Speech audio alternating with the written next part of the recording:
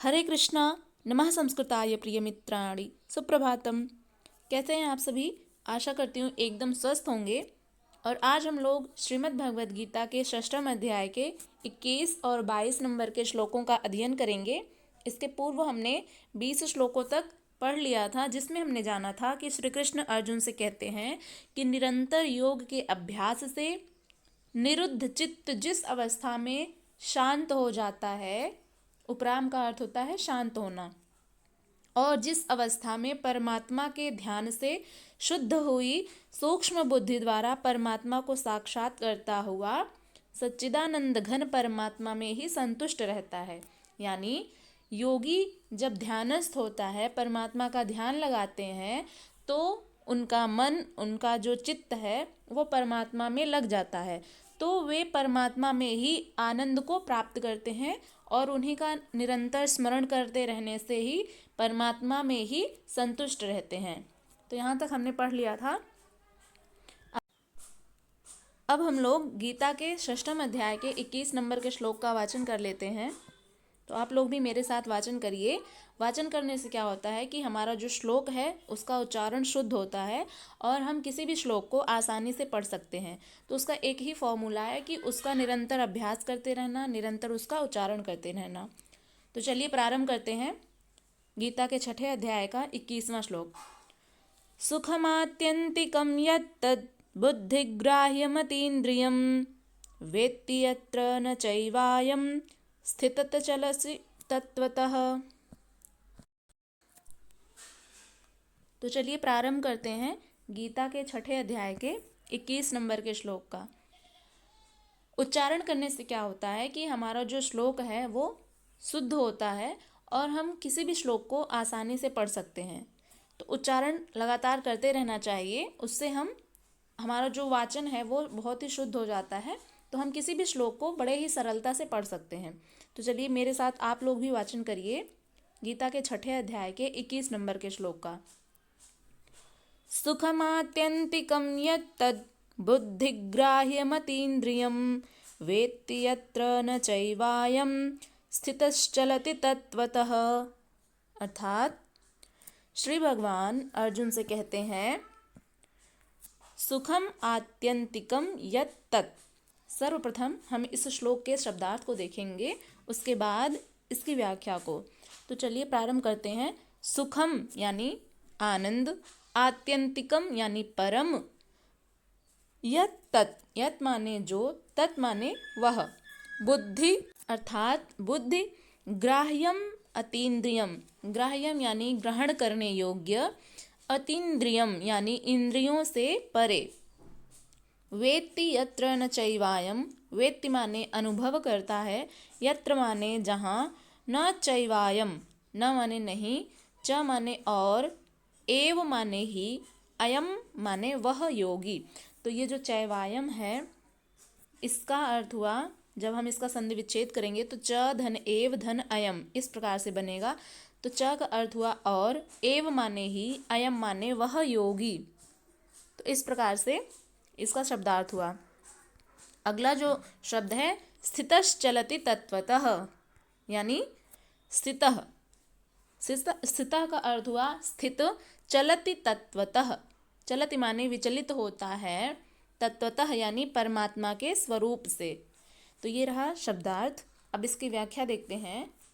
श्री भगवान अर्जुन से कहते हैं कि इंद्रियों से अतीत केवल शुद्ध हुई सूक्ष्म बुद्धि द्वारा ग्रहण करने योग्य जो अनंत आनंद है, उसको जिस अवस्था में अनुभव करता है और जिस अवस्था में स्थित यह योगी परमात्मा के स्वरूप से विचलित होता ही नहीं। अब इसका भाव समझते हैं कि श्री कृष्ण अर्जुन से क्या कहना चाह रहे हैं।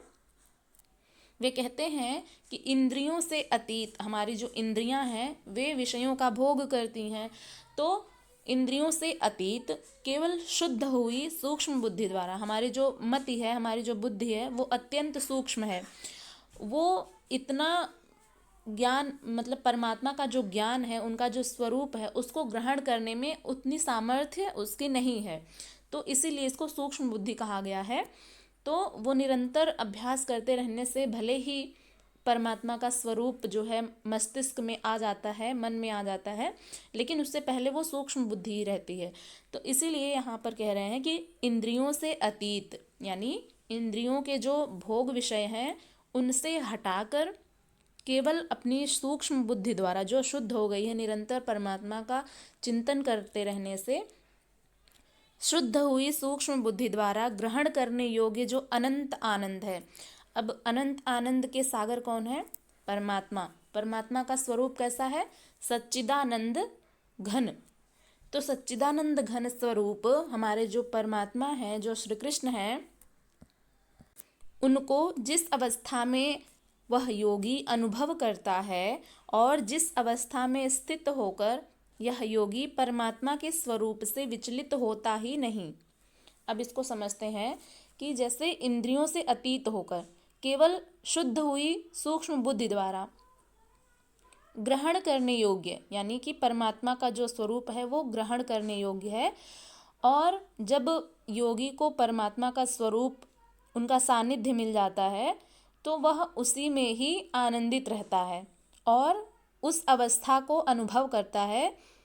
और जिस अवस्था में स्थित हुआ वह योगी भगवत स्वरूप को तत्व से जानकर चलायमान नहीं होता, यानी उसका जो चित्त है वो परमात्मा में ही सध जाता है, परमात्मा में ही लग जाता है, तो वह वहाँ से चंचल नहीं होता है। यानी जैसे मान लीजिए कि यदि हम हैं या फिर आप या कोई भी मनुष्य, जब मान लीजिए कि ध्यानस्थ होकर के परमात्मा का निरंतर चिंतन कर रहे हैं, परमात्मा का ही स्मरण कर रहे हैं, तो यदि कोई एक ऐसा दिन आता है जब परमात्मा का साक्षात्कार हो जाता है और जिस लक्ष्य की प्राप्ति करनी थी, यानी कि परमात्मा की प्राप्ति, तो मान लीजिए वो क्षण आ गया, तो आपको कैसा अनुभव होगा इसको आप लोग बताइएगा।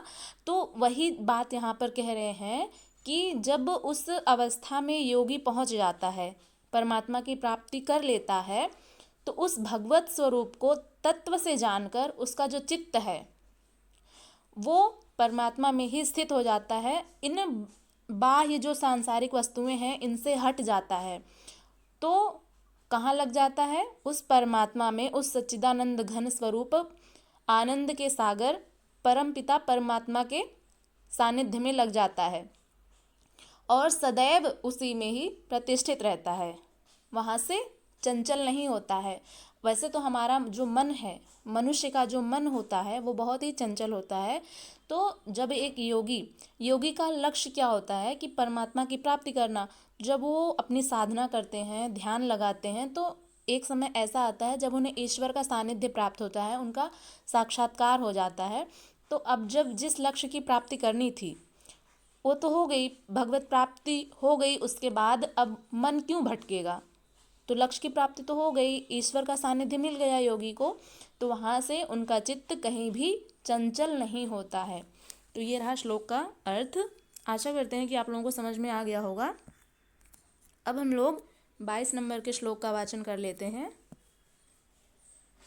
यम लब्ध्वा चापरम लाभम मन्यते नाधिकं ततः यस्मिन् स्थितो न दुःखेन गुरुणापि विचाल्यते। अर्थात श्री भगवान अर्जुन से कहते हैं, यम माने जिसे, लब्ध्वा यानी प्राप्त करके, च अपरम, च माने और, अपरम माने अन्य कोई, मन्यते यानी मानता है, ततः माने उससे, यस्मिन माने जिसमें, स्थितो न दुखेन, स्थितो माने स्थित, न माने नहीं, दुखेन यानी दुख से, गुरुणापि विचाल्यते, गुरुणा अपि, गुरु का अर्थ होता है महान या बड़ा, अपि माने भी, तो गुरुणापि यानी बड़ा भारी, अपि माने भी, विचाल्यते यानी चलायमान होता है। ये रहा शब्दार्थ। अब इसकी व्याख्या देखते हैं कि श्री भगवान अर्जुन से क्या कहते हैं। वे कहते हैं कि यम लब्ध्वा चापरम लाभम मन्यते नाधिकं ततः यस्मिन् स्थितो न दुःखेन गुरुणापि विचाल्यते। अर्थात परमात्मा की प्राप्ति रूप जिस लाभ को प्राप्त होकर उससे अधिक दूसरा कुछ भी लाभ नहीं मानता और परमात्म प्राप्ति रूप जिस अवस्था में स्थित योगी बड़े भारी दुख से भी चलायमान नहीं होता। अब ये जो अगली लाइन है वो अगले पृष्ठ पर है, वो उसका अभी पीडीएफ नहीं बन पाया है तो उसको हम लिख देते हैं।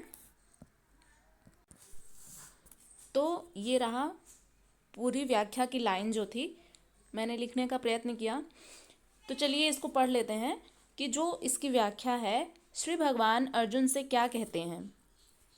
वे कहते हैं कि परमात्मा की प्राप्ति रूप जिस लाभ को प्राप्त होकर उससे अधिक दूसरा कुछ भी लाभ नहीं मानता।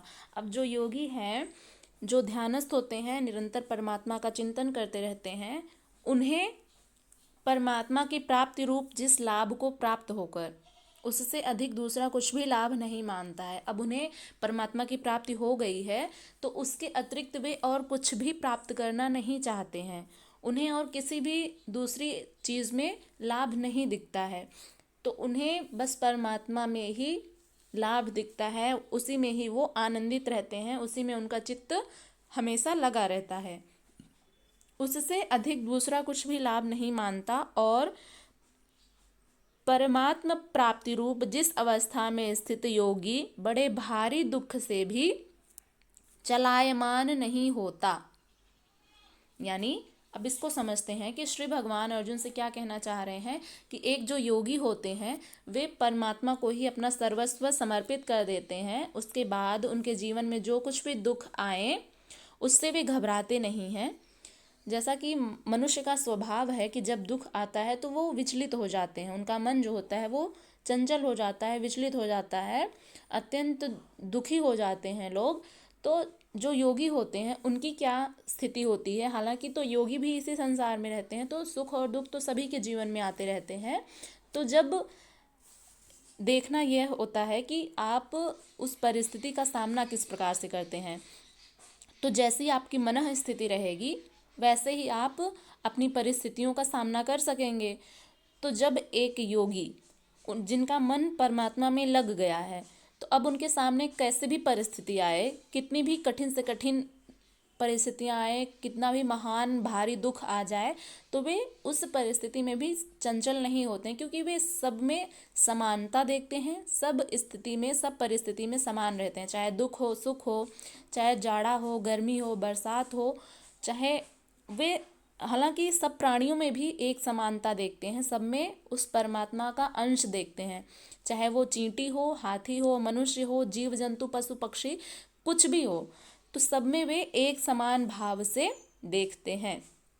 तो इसीलिए उनका मन जो होता है, जैसा कि परमात्मा, तो परमात्मा का ही स्वरूप उनमें आ जाता है, परमात्मा के ही भाव, परमात्मा के ही गुण उनमें आ जाते हैं। किनमें?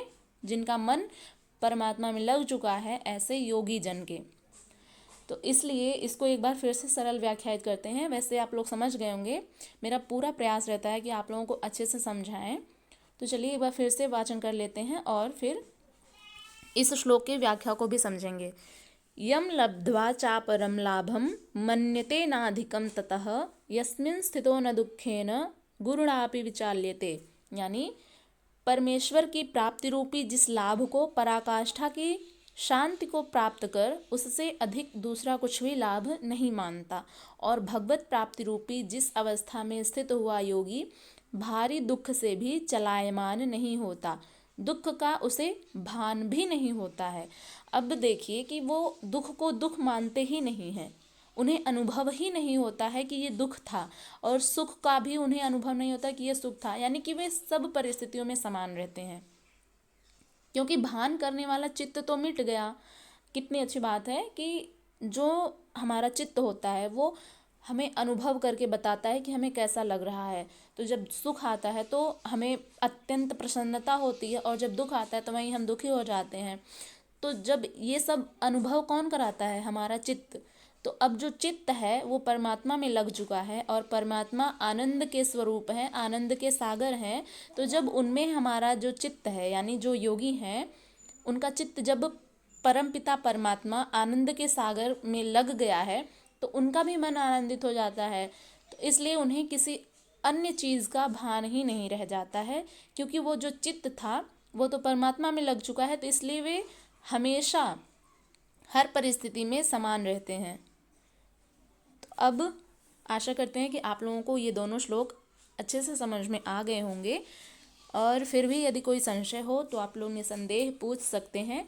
अपना फीडबैक ज़रूर दिया करिए, उससे जो है हमें ये पता चलता है कि हम अच्छे से समझा पा रहे हैं या नहीं। वैसे मेरा पूरा प्रयास रहता है कि हम अच्छे से समझाएं, और फिर भी यदि आप लोगों को कोई प्रश्न रहता है तो आप लोग निसंदेह पूछ सकते हैं, और आप लोग पूछा करिए, उससे हमें भी थोड़ा नॉलेज होगा, और जो है हमें ये पता भी चल जाएगा कि हम अच्छे से व्याख्या कर पा रहे हैं या नहीं, या फिर कोई कमी भी रह गई हो तो भी बताया करिए, उसको हम दूर करने का प्रयास करेंगे।